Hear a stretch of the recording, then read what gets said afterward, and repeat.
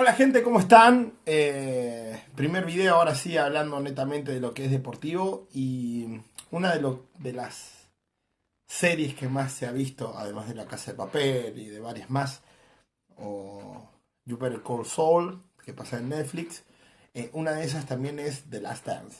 La verdad es que The Last Dance convirtió los lunes como el día elegido para te despertabas y querías ver de qué iba a hablar hoy Jordan acerca de una época hermosa del básquetbol de la NBA y del básquetbol en general, como fueron los 90. Porque los 90 para muchos de los que tuvimos la suerte de poder vivir aquella época, fueron hermosas de todo punto, de todo sentido.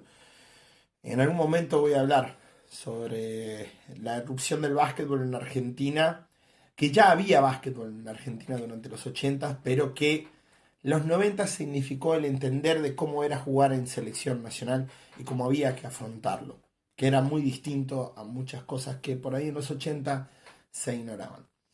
En el caso de The Last Dance muestra a un Michael Jordan ya pletórico, ya siendo el amo y señor de la liga, aunque no ganara títulos. Está claro de que muchos de los comentarios, e incluso de rivales, te van a decir que el final de la década de los 80 tendría que haber tenido al menos un título para Jordan, debido a que, sobre todo en el draft del 87, cuando eligen a Scottie Pippen y a Horace Grant en el mismo draft. Lo cual me dice, ¿cómo? Sí, sí, hicieron un muy buen movimiento porque a ellos les tocaban el octavo lugar y luego les tocaba el décimo, creo. Ellos draftean a Olden Polinis, pero lo cambian justamente a Seattle y Seattle les da justamente Scottie, que Scottie fue seleccionado en el número 5. Imagínate tener un 5 y un 10 en solo un draft, muy buen movimiento. Movimiento que fue de Jerry Krause. Ah, pero acá hay un tema, ¿no? O sea, siempre es, ¿por qué no se le da su lugar? Va a haber gente, los que se pongan del lado de la organización te van a decir, ¿no? ¿Por qué no se pusieron del lugar o del lado de los gerentes generales y demás? Bueno, la cuestión aquí es porque no hacen nada, no tienen que ver con el rendimiento en realidad. Eh, la verdad es que Chicago tuvo un muy buen plantel técnico, muy buen staff técnico. Si ustedes se dan cuenta, desde que llega Doug Collins, que creo que él llega en el segundo año de Jordan en los Chicago Bulls, creo que ya por la temporada 85-86, él ya llega con hombres de mucha importancia y de muchísimo, muchísimo talento y sobre todo experiencia. Ponemos un ejemplo, Phil Jackson, que Phil Jackson ya era ayudante técnico de justamente de Doug Collins. Él había sido entrenador en Puerto Rico, él había tenido que después lo habla justamente en la serie, y al mismo tiempo él ya sabía lo que era, ¿no? Y al mismo tiempo también, a ver, si bien lo toma muy por encima, Phil Jackson fue un excelente basquetbolista, un gran basquetbolista, de unos movimientos muy, muy limpios y demasiado suaves por ahí para un basquetbolista del tamaño de él. Recordemos que supera los 2 metros y sin embargo tenía una fluidez para el movimiento muy bueno. Am, pero al mismo tiempo eso también te explica y a las claras también te va indicando de que, por ejemplo, para mí Phil Jackson tiene su libro, que lo pueden comprar porque creo que está en Amazon, me parece, que lo pueden adquirir desde Sudamérica, que explica la obtención de los 10 anillos. Recuerden, él ganó 6 campeonatos con Chicago Bulls y 4 con Los Ángeles Lakers, cuando Los Ángeles pensaban que ser campeón teniendo a Kobe y Shaq era imposible porque se llevaba muy mal. Vino Phil Jackson, armó el equipo y lo hizo de tal manera que les dijo, señores, pónganse las pilas que el talento no va a durar para siempre y ustedes en algún momento van a envejecer y van a ver cómo se perdieron la chance de ser campeones y de ser leyendas. Bueno, lo lograron. um, y al mismo tiempo esto te demuestra que Jackson es un hombre que merece estar en el Salón de la Fama, uno, y dos, que realmente yo siempre creo que ha sido muy subestimado, porque así como para Boston fue tan importante Red Auerbach, me parece que Phil Jackson es lo que fue Red Auerbach en su momento para, para los Boston Celtics. Creo que Phil Jackson tranquilamente podría haber sido para Chicago. Sin embargo, claro, la estela o la estrella, mejor dicho, de Michael brilló tanto que es cierto, opaca cualquier tipo de comparación. Sin embargo, acá hay cosas que hay que marcar muy bien. Jerry Krause trató de venderlo a Jordan 1 en el verano del 87. Hizo algunos movimientos, no es que lo trató de vender claramente, pero hizo algunos movimientos luego de que él fuera en contra de todos en el draft, en contra de Phil Jackson, en contra que él ya estaba. No miento, en contra de Doug Collins. Doug Collins estaba, que le pidió que drafteara a un jugador distinto al que Krause quería. Y lo pedía Jordan, lo pedía incluso mismo todo el staff técnico. Un staff técnico que tenía Tess Winter. Si usted, no sé si ustedes se acuerdan, si ustedes han vivido en los 90s, gustando obviamente el básquetbol, Tex Winter fue el que diseñó la ofensiva triangular, que es una ofensiva triangular que es un constante movimiento, cuesta muchísimo porque es un trabajo realmente durísimo para llevarlo a cabo. Si te pones a pensar, estás todo el tiempo en movimiento, pero siempre formando triángulos, y es por eso que siempre queda alguien libre. De hecho, la jugada con la que Paxson anota el último triple para el primer título de Michael Jordan ante Portland se genera con ese movimiento, lo cual es marca registrada, pero en algún momento, de alguna manera, Doug Collins se hartó. Y es lo que pasa, justo Jordan lo dijo, es lo que pasa con los entrenadores jóvenes.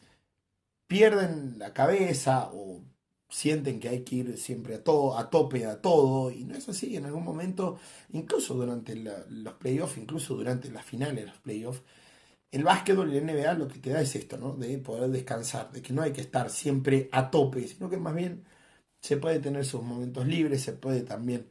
El entrenar y el exigir no siempre es la solución al buen rendimiento, y eso es algo muy difícil de entender, sobre todo en el básquetbol profesional. Entendiendo todo esto, los 90 fueron, en cuanto al básquetbol NBA, la dilución un poquito de ese básquetbol agresivo y físico de los 80, que tuvo a los Bad Boys como, como principal estandarte.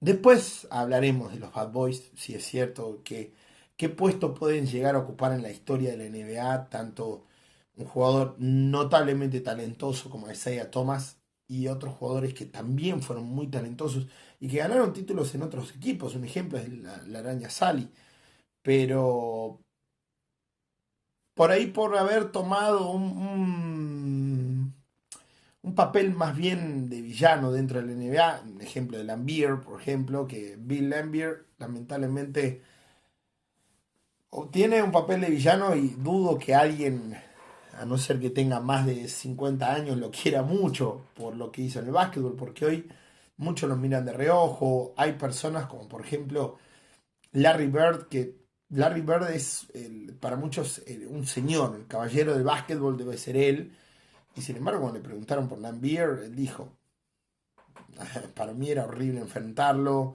un tipo que era sucio para jugar incluso. Entonces son esas cosas que eh, a veces no haces todo para ganar y después te das cuenta que podés haber obtenido el éxito que te habías trazado, pero después está el cómo. Y si el cómo no le gusta a la gente, podrás haber ganado todo lo que vos quieras, pero el reconocimiento y sobre todo el cariño de la gente va a estar difícil de que lo obtengas. En torno a todo esto, ahí es donde nace la figura de Michael Jordan. Michael Jordan es, desde mi punto de vista, el mejor atleta de la historia del deporte. No hay otro. Por un montón de cosas, no solo por lo que hizo en el juego o por lo determinante que fue. Yo recuerdo, si pueden, lo que pasa es que está muy difícil, lamentablemente en YouTube no lo han querido subir y ESPN no quiere subirlo, pero si alguien tiene la posibilidad de poder comprarlo, que se puede, los episodios de los bioepic que ha hecho ESPN, que se llama 30 por 30, son espectaculares. Hay uno muy especial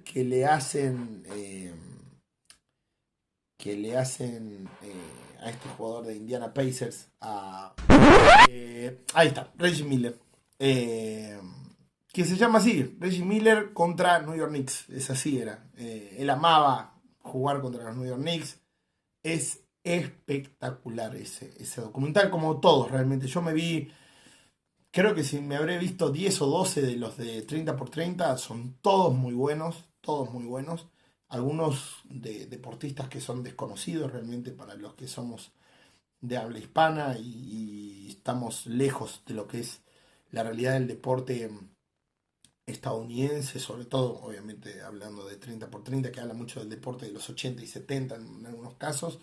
Eh, Pueden verlo, pero hay un sector, hay una parte de ese documental en el cual un directivo de Indiana dice, si Michael Jordan no está en la NBA, entonces el título está aún por verse, lo cual te refleja a las claras lo que fueron los 90 de principio a fin. Incluso yo comparto también mismo lo que dice Quique Garay, el periodista mexicano, que realmente es muy bueno, síganlo porque eh, está muy bueno como los recuerdos, peor de alguien que fue periodista y fue de los primeros en cubrir a Michael Jordan a nivel Latinoamérica, lo cual te habla a las claras de la importancia de estar ahí, de ser parte de esa historia. Te lo dice con un matiz que no lo vas a encontrar en otros lados, porque él vivió esa época, entonces él la vivió y la vivió como profesional además y estuvo muy de cerca en una era genial de la NBA, que ojalá en algún momento vuelva. Creo que hoy el básquetbol, y eso después lo vamos a hablar, el básquetbol se ha vuelto bastante difícil hoy, ¿no? Porque todo es falta, entonces no podés casi tocar. Y a los que crecimos en los 90 nos enseñaron otro tipo de básquetbol, más FIBA, más fuerte. Tal vez el básquetbol FIBA antes era menos físico que el de NBA, pero conforme avanzaron los 90, el básquetbol FIBA le encontró la vuelta a cómo doblegar a equipos que físicamente eran perfectos. Les recomiendo también que vean La Generación Dorada, que es también un documental de ESPN en Argentina, espectacular también, en el cual Escola, este pivot de Argentina, que tuvo un pasar por la NBA muy bueno, casi poco más de 6 7 temporadas, él decía, corren más rápido que yo, son más altos que yo, son más pesados que yo, saltan más que yo. Yo no le puedo ganar a estos tipos. Y él pudo, él subsistió y teniendo, no siendo un jugador de rol, o sea, siendo realmente un jugador importante, anotando y teniendo promedios de 20 de 18 15 puntos por temporada. Entonces hablamos realmente jugando en Houston Rockets, jugando al lado de Yao Ming, soportando muchas veces ante la falta de Yao, el tener que ser el hombre dominante dentro de la pintura. No, no, no, realmente un basquetbolista que siempre lo vamos a tener en el corazón los argentinos y que al mismo tiempo lo vamos a extrañar un montón. Pero que tenía una forma de expresarse muy buena a la hora de hablar cómo tomábamos los que veíamos o los que éramos del mundo FIBA, cómo veíamos la NBA en ese momento. Y si ya la NBA lo tomaba Jordan como alguien que no le vas a poder ganar, o sea, mejor, está bien, competí, da el 100%, pero Jordan te va a ganar. Te habla a las claras de qué era, es la que te va a mostrar eh, The Last Dance. La verdad es que para muchos, los que no vivieron esa época, o si vos tenés 20 años, si tenés 18 19 o 15 y recién estás entrando, trata de ver los partidos, trata de verlos, están en YouTube. Está sobre todo la definición de la serie con Indiana Pacers del año 98, que fue espectacular. Una Indiana, ojo, una Indiana que tenía un equipazo, pero de verdad equipazo, equipazo, equipazo. Porque tenía a Jackson, que había sido base de Nueva York, drafteado de Nueva York, fue figura de Nueva York y después cambió porque estaba harto de perder, porque entendía de que la organización no veía bien el básquetbol, lo cual también te demuestra la poca importancia que pueden llegar a tener los gerentes generales.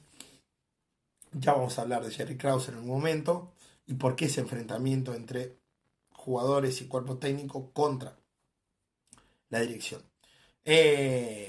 Chris Mullin, que había sido también parte del Dream Team, por si acaso, él fue parte del Dream Team del 92. para muchos, y me incluyo también, el único Dream Team fue ese. Después el resto con muy buenas figuras, pero creo que era otro básquetbol. No quiero ser malo con el Dream Team, pero creo que a excepción de Jordan, no sé qué tal le iría al resto de los jugadores en el básquetbol de hoy. ¿Por qué? Porque consumimos mucho NBA hoy y en ese tiempo no. Entonces el desconocimiento era también parte de, del por qué fueron tan dominantes el Dream Team. Lo siento, pero es mi punto de vista. Me parece que yo entiendo, van a salir muchos fundamentalistas del Dream Team a decirme que estoy loco y más, pero creo que también es eso. Se consumía muy poco en NBA y cuando llegaban estos tipos te arrasaban de una manera tremenda porque no conocías cómo jugaban, no conocías qué hacían. Hoy todo el mundo sabe de todo, hoy todo el mundo te conoce, hoy no podés, muy difícil que puedas sorprender a alguien en cualquier tipo de deporte grupal y de equipo, porque hoy todos consiguen un video, te lo pasan por internet, te lo pasan por cualquier tipo de plataforma y ya lo tenés en segundos. Antes no, antes era muy difícil. Durante los 90 el internet recién estaba haciendo sus primeros pasos. No fue lo mismo que la era del 2000 o nuestros tiempos de ahora que son muy distintos, ¿no? La cuestión es, The Last Dance muestra un hombre que es, sin lugar a dudas, el mejor deportista por un montón de cosas, no solo por su talento dentro, sino fuera de la cancha. Va a hablar, sí, de un montón de un montón de polémicas que tuvo Jordan fuera, pero ojo, todas estas polémicas, todo esto que uno dice, no, ¿por qué? Pero estas polémicas son nimiedades. Si te pones a pensar con todas las polémicas que tiene el mundo del básquetbol de la NBA, no se olviden, creo que en algún momento lo voy a tocar. No se olviden que la época de los 80 estuvo lleno de jugadores que dieron positivo por drogas sociales, no por drogas de alto rendimiento, no por drogas para mejorar mecánica de tiro o velocidad o reacción o lo que fuere, por drogas sociales. Entonces, por eso es que lamentablemente decir que Jordan estuvo envuelto en polémicas y van a ver, una por no querer apoyar a un político, la otra porque apostaba jugando en el golf, es como si vos y yo fuéramos, no sé, al hipódromo y, mirá, Jordan está en el hipódromo. Tuvo un problema, es cierto, que él mismo lo originó y por eso todos lo señalaban. Les recomiendo, y se los dejo aquí porque ya lo estoy haciendo muy largo, les recomiendo que busquen en YouTube una publicidad de Gatorade que se llamaba Just Be Like Mike, donde lo presentaban como perfecto y eso no lo puede sostener nadie. Entonces, The Last Dance comienza a ser algo espectacular. Espero que lo puedan ver, que lo disfruten, lo recomiendo un montón. Yo voy a empezar a desgranar un poquito los primeros capítulos de The Last Dance y dándoles algunos datos que por ahí otras personas no lo han tocado, que grandes periodistas tampoco lo han tocado, y que por eso me decidí a comenzar a analizarlo y hacerlo de manera más, por ahí tocando algunos puntitos y yéndome a otros lados que otros periodistas enormes no se han animado, o youtubers o como quieran llamarlos, ya no sé cómo llamarlos, no se han animado a analizarlo. Hasta acá los dejo, espero que al menos los haya remontado un ratito. Muy prontito voy a estar subiendo más videos.